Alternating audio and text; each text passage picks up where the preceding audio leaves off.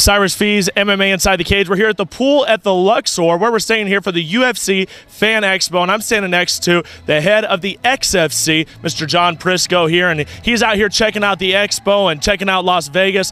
Is it just you wanted to come out to the UFC Expo? Is that what it is, as a fan and as maybe as a competitor?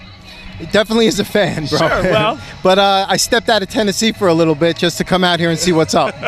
Yes, you are all over Tennessee. Talk about that tour. Of course, Nashville was great. Knoxville will be coming up before you know it, and then you'll be in North Carolina as well. I mean, you have this great tour of the Southeast you got going on right here outside of Florida. Let's talk about how successful it's been so far. It's been wonderful. You know, we kind of feel like a rock band these days, but it's been very successful. The people have really supported us in Tennessee. We're finding a lot of great fighters there.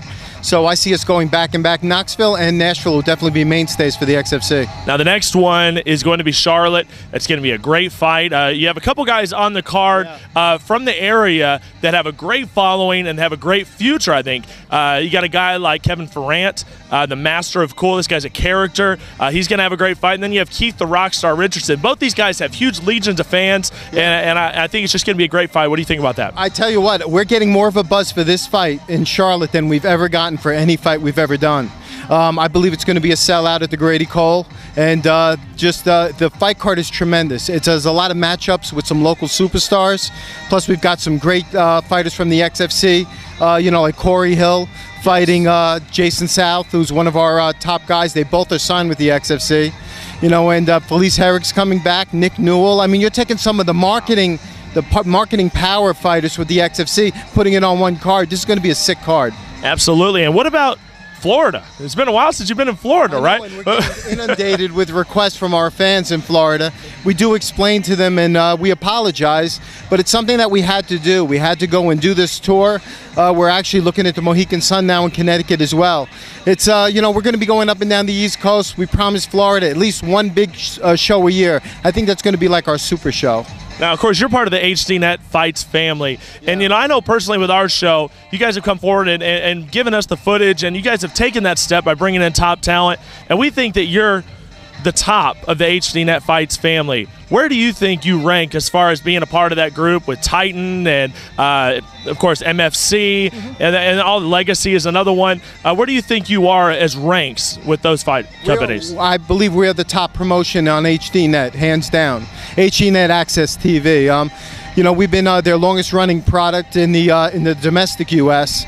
I think our fights are some of the best fights in the industry. We match fighters up super tough. And our show is a very entertaining show. There's a lot that goes into our show. I'd put us at #1. Now, of course, Titan, one thing with Titan, you see, they bring in a lot of those fighters, the UFC cast off so much. Yeah. You're starting to build a real good group of XFC talent. I mean, where you're bringing them up. You got a guy like Nick Newell, of course, who's a crazy talent. You got a guy like Scott Holtzman, who you got a hold of, and this guy is moving quickly up there. Yes. What do you think about that, having that talent that you bring up through the XFC rather than bringing in guys that are just free agents? You know, well, we always believed that we were going to make our promotion not based on ex-UFC fighters, but fighters that we would go and discover. We've always said the industry is 25 years old. Go out and find these guys. The most talented fighters are the ones that haven't been seen yet. I'm not a believer that UFC has the best talent in our industry. Our best talent is undiscovered, and it's out there, and we go out and we find them through our tryouts, through tournaments. That's how Holtzman came to us, through a tournament that was in Tim Loy and Gene Click's tournament, 3FC. So this is a great formula we have as far as with the tournaments and the tryouts to sign these fighters and then give them the exposure they need. Look at Holtzman. He's becoming a huge name in the industry already. He's only got a few pro fights. Well, what about, you know, Bellator? You could probably say Bellator's a solid #2. Yeah. Do you think that doing what you're doing right here and bringing in those talents the way that you're doing it, you can gain some ground on a company like Bellator? You know, Bellator is only considered above us because of their frequency of shows.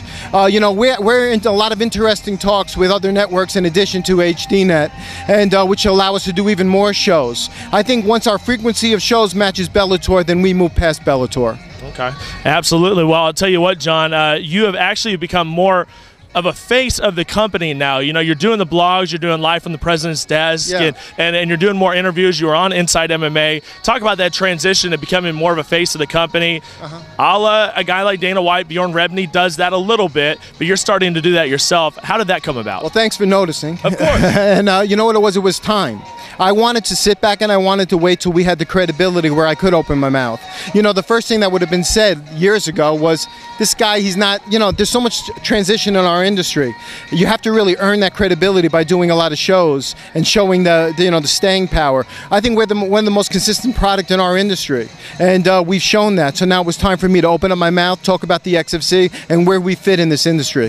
Where is the XFC in 5 years? I think we're going to be the #1 promotion. Now, people might say that's crazy. Wow. And, that's a big call. Well, you know what it is? We're a very unique brand. We're very grassroots. It's very different than what you've seen out there. When you can go out into states like we're doing in Tennessee and then develop the local talent and bring them up and move around like we're moving, what that does is it allows us to build a very good grassroots foundation to our company. And the only way that you could ever pull any market share from UFC is to have that type of grassroots foundation. And we have it now, and it's building. Of course, big fight this weekend. You're obviously a fight fan as well. Yeah. What are you looking forward to on UFC 148? Main event? Yes, the main event. Who's got the win on that one? I like Chael. You know, I just love his. I love the way he is, the way he represents himself. I think the guy's cool as hell, and stylistically, he poses a lot of problems for Silva. Well, there we go. Well, thank you so much for being a part of our show, of course, MMA Inside the Cage, and all the great cooperation. This is John Prisco. We're here at the pool at the Luxor UFC Fan Expo, UFC 148 for MMA Inside the Cage.